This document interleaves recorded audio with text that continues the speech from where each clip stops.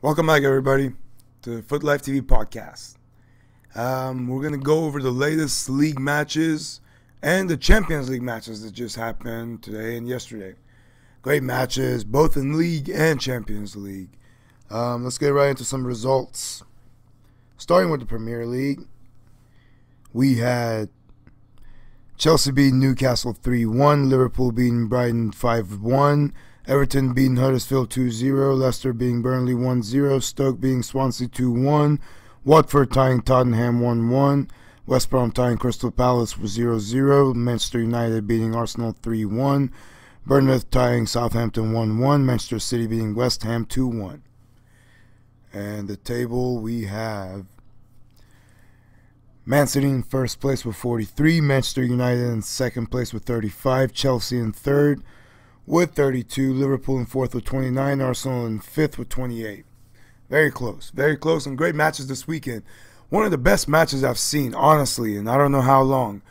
It was the Manchester United and Arsenal match. That was a fantastic game, full of excitement, just bunch of opportunities, just non-stop football. It really was, just back and forth, mostly Arsenal attacking, but Man U did come away with the win, 3-1. Big result for Man U, and disappointing result for Arsenal, who are fighting for that top four spot.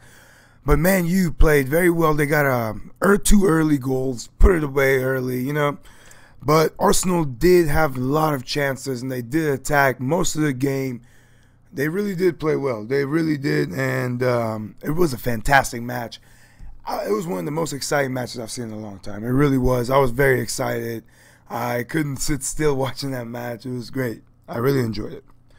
But Man U did win the game, and it was a very important game for them, and helped out a lot of teams like Liverpool, who are now in fourth place. They were in sixth place. They moved up to fourth place. Tottenham, another disappointing run. They tied again, slipped points again, and Liverpool took advantage. And so did Chelsea. Chelsea had a very close match. It was a great match, and it really was. It really was. All the matches were very exciting. Tons of goals, tons of excitement. And the Liverpool game, it really was pure domination. Liverpool absolutely dominated the game. 5-1 result. That's incredible. They really have been playing very well recently. And that attacking force up there, when they're in good form and they really feel comfortable. In my opinion, they look comfortable. They look more and more comfortable. And when they are this comfortable, that's when I think they play the best football. And it's been showing lately as well. So, again, Liverpool is in fourth place now, and Tottenham dropped down to sixth place. Arsenal in fifth place. Arsenal had to win that match against Man U, or at least tie, to try to stay up there. But the Man U put an outstanding performance. They got early goals and then locked down the defense. And like I said, Arsenal had tons of chances, but they just could not find their goal. But it really was a great match. And De Gea is probably the man of the match in that game. The man had 14 saves. Absolutely beautiful, beautiful saves. His ranking, the ranking came out for best keepers apparently, and he's number 7. I cannot believe that. He really is a fantastic keeper. There's no way he's number 7. He has to be number 1 or 2 for sure. You cannot put someone that's putting in this much saves, this much work in every game for past how many seasons now. He's been consistent. He really has been responsible for Man U doing as well as they have been. And, saving their butts last season as well in a lot of big matches. So you really have to give credit to him. There's no way that 7th ranking is a joke, complete joke. And he really deserves better. 1 or 2 for me, absolutely. He really is. Fantastic player. But, like I said, tough matches in the Premier League over the weekend. And a lot of excitement. It really was. All the matches were very exciting. But moving on to some La Liga. Over the weekend in La Liga, we had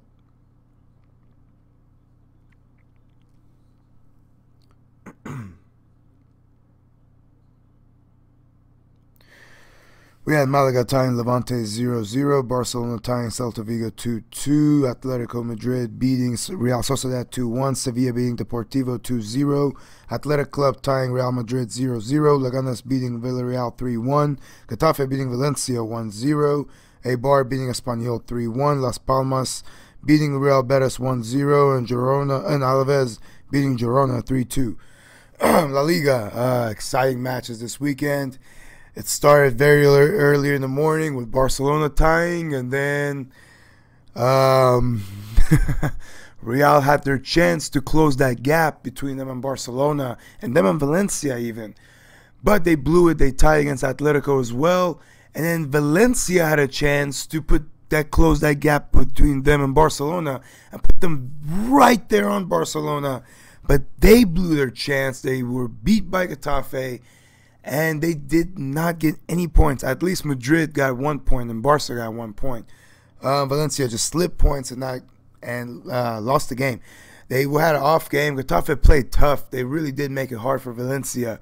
But all teams had tough games. Celta Vigo made it very hard for Barcelona, as they always do, especially last season as well. They made it very tough for them. Celta Vigo is a tough team, especially against Barcelona. They come out to play. And Real Madrid, Athletic again, an Athletic Club is a team that's given Real Madrid a hard time, has given Barcelona a hard time as well in the past. They are a tough team, and when you're versing these teams, it really is tough. You have to play your best. You have to put away chances. And unfortunately, Real Madrid could not put away any chances, and they tied the game 0-0. But the Barcelona game against Celta Vigo, Messi had a goal, which was ruled offsides, but it was not offsides. He was onsides. And that's 2 games in a row that Barcelona were robbed the goal.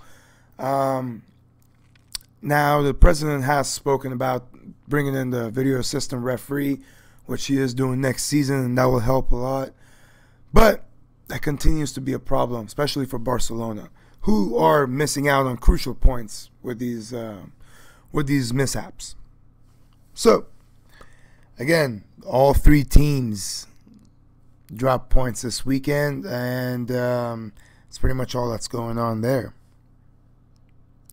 We're moving on to some Serie A.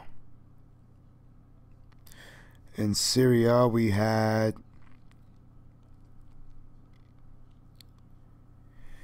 Roma beating Spal 3-1, Juventus beating Napoli 1-0, Torino tying Atalanta 1-1, AC Milan tying Benevento 2-2, Bologna tying Cagliari 1-1, Fiorentina beating Sassuolo 3-0, Inter beating Juve Verona 5-0, Lazio beating Sampdoria 2-1, Udinese beating Crotone 3-0,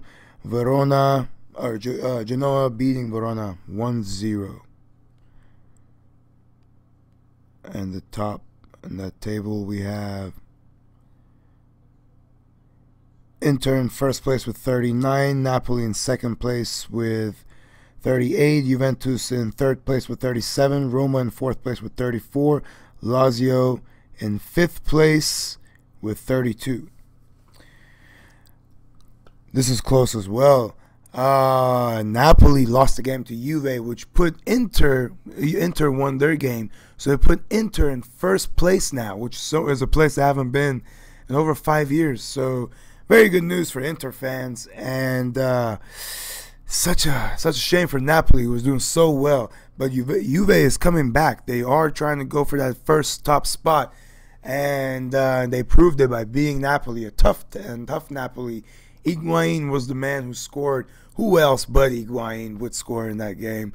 Of course, and he did the celebration by doing a little, what were you all saying? And looking for the president of Napoli afterwards. It was an interesting match, very close match, tough, very tough match. There was no Juventus fans allowed in the stadium. That should tell you the kind of atmosphere there was there. And I'm sure 99% of the fans were all chanting stuff about Higuain. Didn't stop him from scoring. He got the winner and closed the gap between them and Napoli by 1 point. And right behind Inter with 2 points in third place, which is very exciting. It makes things way more exciting to see because, let's face it. Juve was the favorites to win this season, but no, Napoli and Inter are fighting for that spot as well. Inter in first place currently. So Icardi keeping his goal scoring form. Very talented player. He really is. Is he going to move? Is he going to go to a bigger team? We'll see what happens. But he claims he's happy, and so far he looks very happy. And Inter look very good. In the Roma match, video assistant referee came into play. I think I like the way it was. They missed the call and called it back. They gave the defender a red card, and it changed the game. It really did.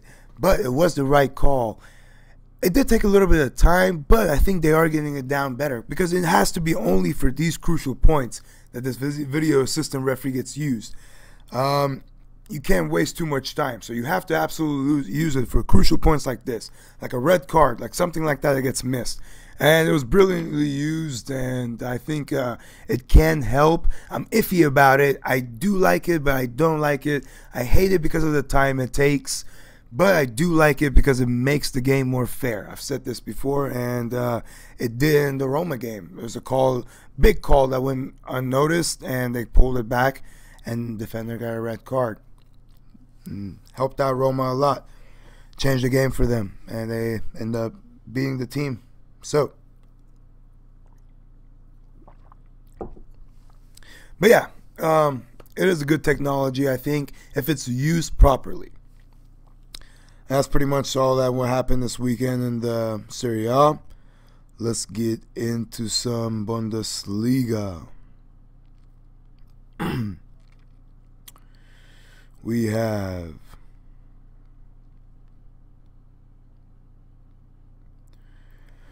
Freiburg tying Hamburg 0-0, Bayern Munich beating Hannover 3-1, Hoffenheim beating Leipzig 4-0, Bremen beating Stuttgart 1-0, Bayern Leverkusen tying Borussia Dortmund 1-1, Augsburg beating Mainz 3-1, Schalke tying Köln 2-2, Frankfurt beating Berlin 2-1, Wolfsburg beating Borussia Gladbach 3-0.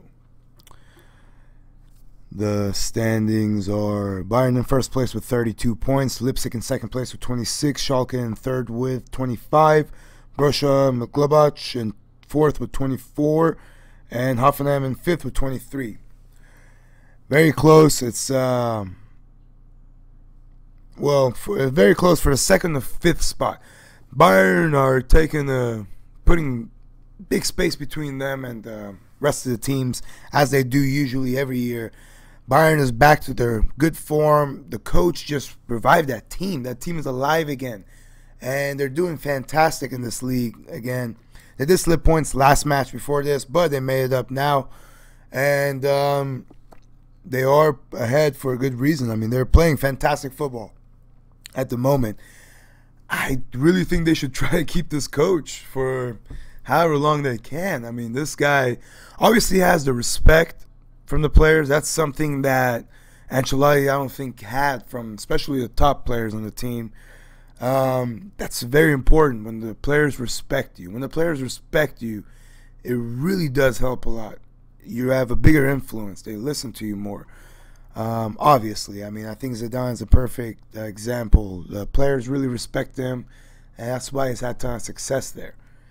But like I said, Ancelotti they did not have any respect there, and the players really did want him out, and it really didn't give him any motivation. They were not motivated to play, it seemed like. But this is a whole different Bayern team. They look fantastic. They really do in all competitions, and they really have turned things around. I think they're going to win the league. They're very well on their way to winning this league. And, yeah, that's pretty much it. Dortmund dropped points again. Now they're in sixth place. And Gladbach dropped points as well, but they managed to stay in fourth place. It's really getting close up there for the rest of those guys fighting for that Champions League spot. But Dortmund is losing out on the Champions League spot. They really are hitting bad form. They're tying and losing games one after another. I don't even remember the last time they've won a game. It really looks rough for Dortmund. They really need to figure out what's going on. Bring in a new coach, maybe. The players really, they don't look like they have the confidence they need to perform at the top level they were. They were playing fantastic again in the beginning of the season, and now it's just I don't know, it's just horrible, and they continue to drop points, and it's so sad to see. But that's what's going on in the Bundesliga over the weekend. Let's see. Let's get into some League One. Over the weekend, we had Dijon beating Bordeaux 3-2. Strasbourg beating PSG 2-1. Lille beating Toulouse 1-0. Monaco beating Angers 1-0. Nice beating Metz 3-1. Rennes beating Amiens 2-0. Guingamp beating Troyes 1-0. Saint-Etienne tying Nantes 1-1. Lyon beating Caen 2-1. Marseille tying Montpellier 1-1. In the table, we have PSG in first place with 41, Lyon in second with 32, Monaco in third with 32, Marseille in fourth with 32, Nantes in fifth with 27. Again, PSG are on their way to win this title. Big gap between them. I don't think anyone's catching them. But second, third, fourth is interesting. They're all at 32. Only thing separating them is goal differential. It's getting tough. It's getting tougher in the League One, but PSG just have way too much talent to have a hard time in League One. They did lose surprisingly in this last weekend, but I don't think that stops anything. I think they're still going to win the league for sure, in my opinion. But it does make things come closer. Makes things more interesting. It'll be more interesting if they lose more points, but the gap is too much. Even if they do lose another game or two, it's still not going to make a difference, I don't think. I think they're still going to win the game. And that's pretty much it in League One. I mean, that's PSG's winning the league. There's nothing much more to say. They are. And every week they get better and better, in my opinion. But they did slip this week. But I don't think they will next game. I really don't. I think they're going to win their next match in the league. Regardless, they're going to win the league. That's one thing I'm sure we can all agree on. And that's pretty much all that's going on. This weekend, some big matches going on in all the leagues. Do not miss them. One match that I'm really excited about is the Madrid Derby. No one should miss this. This is going to be huge. Manchester United versus Manchester City. Guardiola versus Mourinho, Real Madrid's old coach, Barcelona's old coach. They had a long feud back then. It still goes on now. It's gonna be tough. It's gonna be tough. I know neither one of them want to lose to each other. You know, they both are really hungry for this win. Pogba is gonna be missing in that match. That's gonna be a key player for Manchester United. But it's gonna be a beautiful game regardless. Every time there's a derby on, the Manchester Derby, it's so exciting to see. They really fight for it. They really do. It's going to be a war, and I'm going to enjoy it, and I'm sure everyone else will too.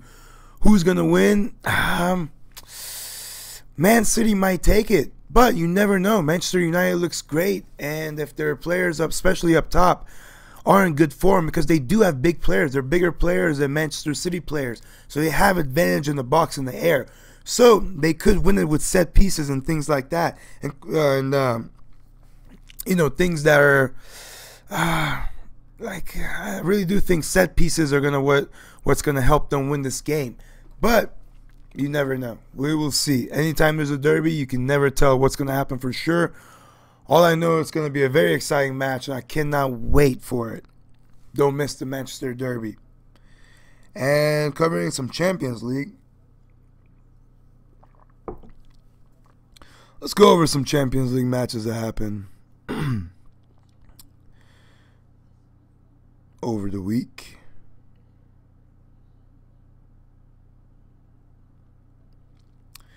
We had Basel beating Benfica 2-0, Manchester United beating CSKA Moscow 2-1, Bayern Munich beating PSG 3-1, Anderlecht beating Celtic 1-0, Chelsea tying Athletic Madrid 1-1, Roma beating Quarterback 1-0, Barcelona beating Sporting 2-0, and Juventus beating Olympiacos 2-0.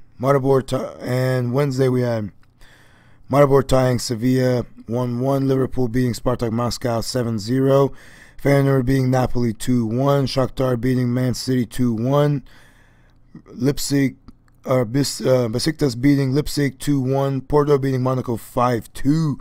Real Madrid beating Borussia Dortmund 3-2. And Tottenham beating Apoel 3-0. Very exciting matches.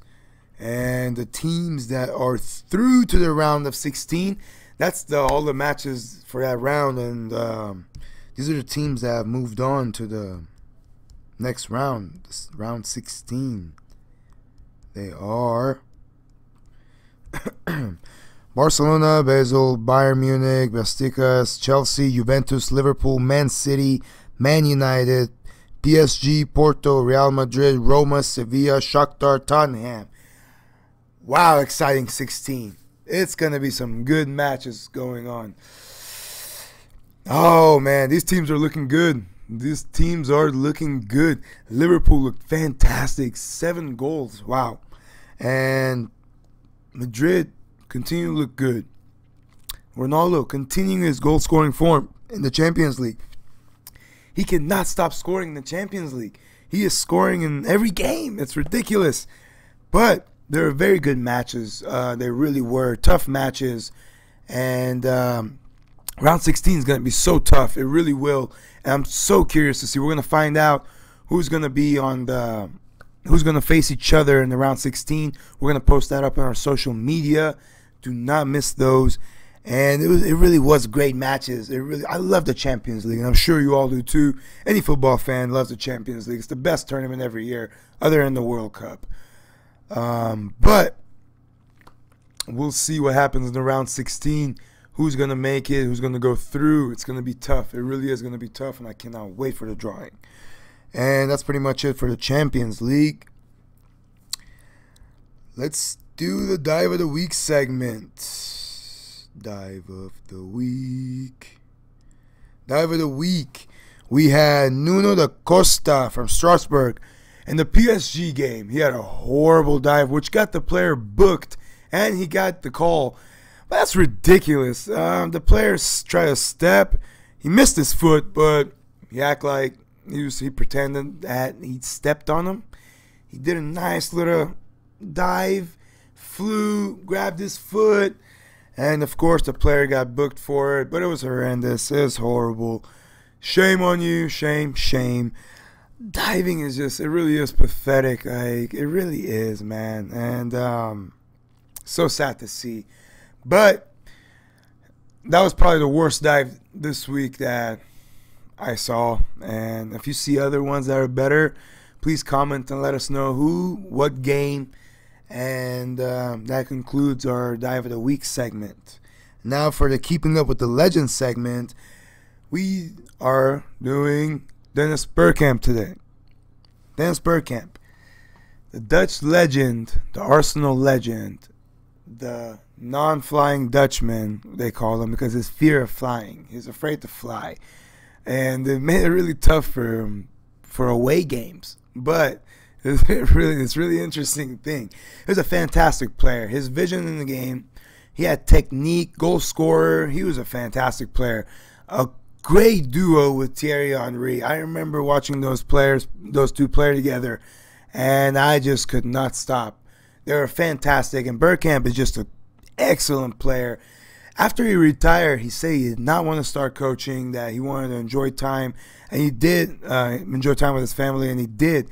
He spent his time traveling and enjoying time with his family, but you cannot stay away from the game too long. He came back, and he started coaching the